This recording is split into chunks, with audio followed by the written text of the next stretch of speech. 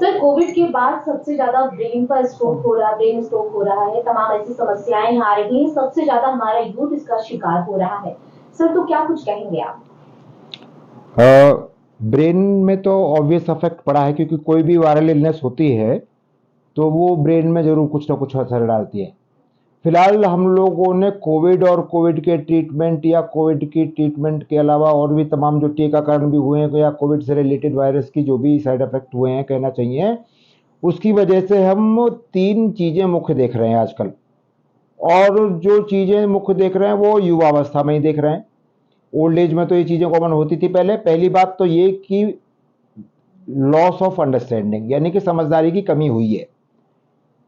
Covid के पहले लोगों को किसी बात को समझाने के लिए या किसी बात को फॉलो कराने के लिए हमको एक बार कहना पड़ता था और कोई भी व्यक्ति उसको फॉलो करता था अगर कोई बात है, या काम करता था अकॉर्डिंगली। लेकिन अब उसी बात को कहने के लिए या उसी बात को समझाने के लिए हमें 4 बार बताना पड़ता है। 4 बार बतलाने का मतलब है कि जो आदमी की रिसेप्टिव क्षमता है नॉलेज की या उसको फॉलो करने की क्षमता है वो कम हो गई है, समझदारी कम घटी है। जितनी तेजी से उसको समझना चाहिए उतनी तेजी से वो समझता नहीं था। पहले ये प्रॉब्लम कोविड के पहले ओल्ड एज में होती थी, जिसको हम सेरेब्रल एट्रोफी या सेनाइल डिमेंशिया कहते थे। सेनाइल डिमेंशिया का मतलब होता था कि delayed response to the stimulus, यानी कि आपने कुछ कहा फॉलो करने के लिए या कुछ समझाया, तुरंत उसकी समझ में नहीं आता था सेनाइल डिमेंशिया में। अब ये चीज यंग जनरेशन में हो गई है। एक बात तो ये महत्वपूर्ण है जो कि हमारे लिए अच्छी बात नहीं है, क्योंकि एक तो आर्टिफिशियल इंटेलिजेंस की वजह से वैसे ही बहुत सारे जो इंटेलेक्चुअल फंक्शन हैं हमारे खत्म होते जा रहे हैं। लेकिन human intellectual function particularly Covid के बाद में या कोविड के ट्रीटमेंट के बाद में या कोविड के बचाव के बाद में बढ़े हैं डेफिनेटली। ये आप लोग अपने जो हमारे व्यूअर्स हैं मैं उनसे भी कहना चाहूंगा कि वो लोग भी इस बात को ऑब्जर्व करें, आस पड़ोस में देखें, अपने परिवार में देखें कि जो बात वो कहना चाहते थे पहले दूसरे लोगों से वो उतनी जल्दी समझ जाते थे, अब उतनी जल्दी नहीं समझ पाते। एक तो महत्वपूर्ण विषय है। दूसरी बात जो आती है वो ये आती है कि हम जल्दी जल्दी भूल जा रहे हैं चीजों को। जो ओल्ड एज में जैसे कहीं अपने रोजमर्रा के जीवन में हम आए, कहीं चाबी रखनी है, कहीं कुछ सामान रखना है या कहीं से कुछ सामान लाना है या हमारी कुछ प्लानिंग है, तो हमको एक डायरी, डिजिटल डायरी मेंटेन करनी पड़ रही है। डिजिटल डायरी पहले मेंटेन करते थे, लेकिन उसके बावजूद भी कुछ चीजें ऐसी होती हैं जो डायरी में नहीं लिखी जा सकती रोजमर्रा की, लेकिन हम भूल जाते। अपनी कोई भी वस्तु भूल गए, अपना कोई भी इंपॉर्टेंट काम भूल गए या अपनी कोई भी इंपॉर्टेंट जो उस दिन की हमारी दिनचर्या है वो भूल गए। मेमोरी है या लॉस ऑफ रिसेंट मेमोरी है जो कि बहुत कॉमन हो गई है कोविड के बाद में। अब वायरस ने या वायरस के ट्रीटमेंट में ने दिमाग के ऊपर इसका गलत प्रभाव डाला है। ये भी यंग जनरेशन में है।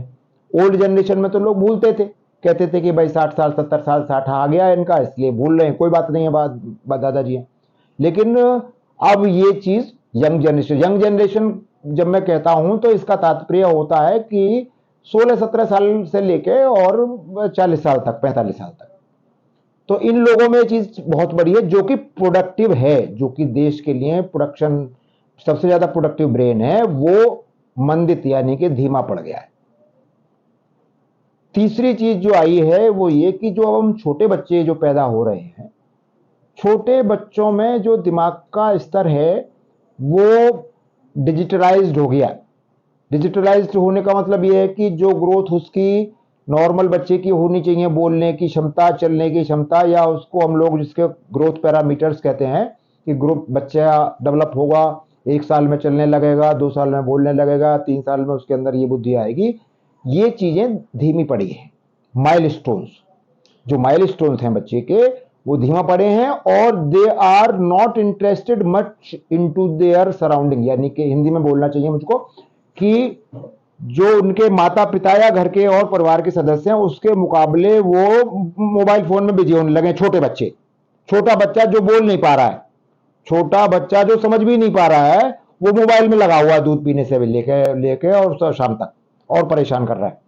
तो ये चीजें मेंटल रिटार्डेशन, डिजिटलाइजेशन जो हो रहा है इस तरीके से, वो बच्चों में बढ़ा है और माइलस्टोन भी डिलीट हुए हैं।